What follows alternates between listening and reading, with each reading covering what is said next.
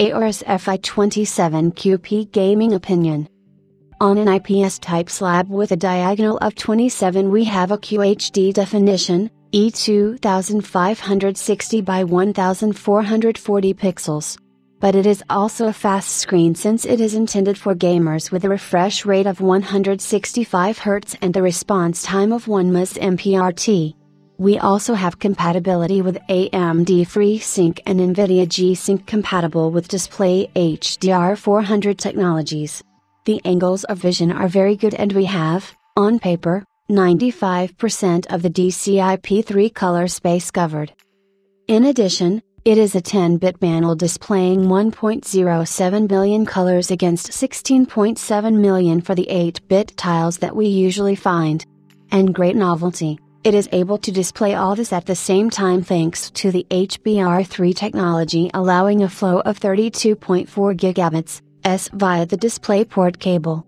Otherwise it would have been necessary to make a concession on one of these characteristics.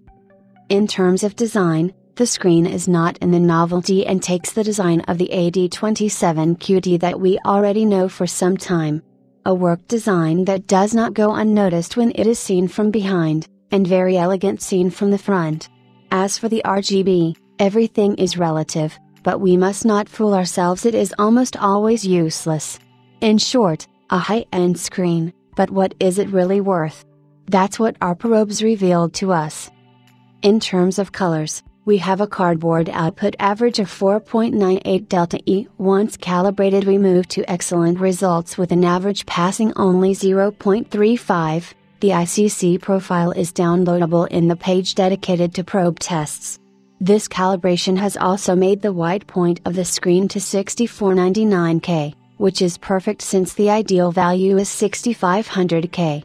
Compared to the previous AORUS screens tested, the CV27Q F we have larger colorimetric spaces measured. In fact, we measure a 96% DCI-P3 gamut, 87% NTSC space and 89% Adobe RGB. The gamma of the screen is raised to 2.3 by default.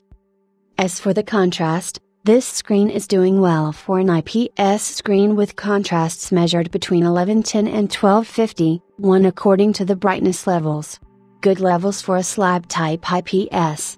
Similarly, we still find illuminance rising to more than 400 cd/m2 with the brightness pushed to the bottom.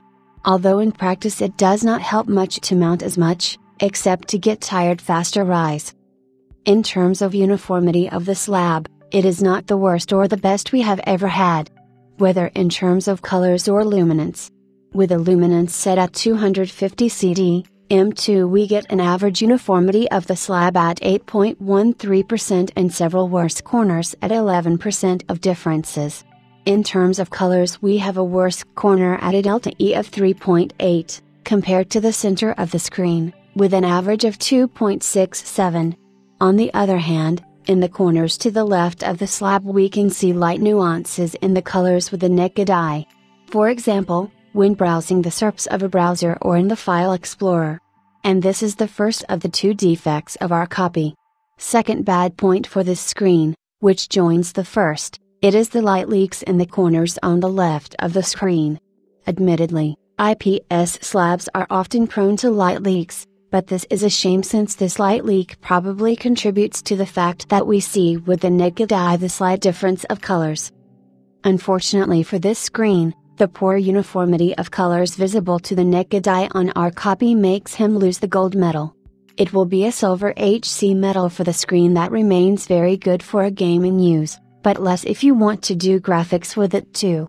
However, do not panic, it is not because our slab has presented a bad uniformity that all FI27Q P will be identical.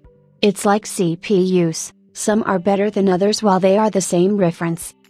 Plus. Color space. Color accuracy after calibration. 165 Hz. Excellent colors after calibration. Compatible AMD FreeSync plus NVIDIA compatible. Good contrast for an IPS panel. Design. Complete ergonomics. Minus. Uniformity of colors perfectible. Leaking lights.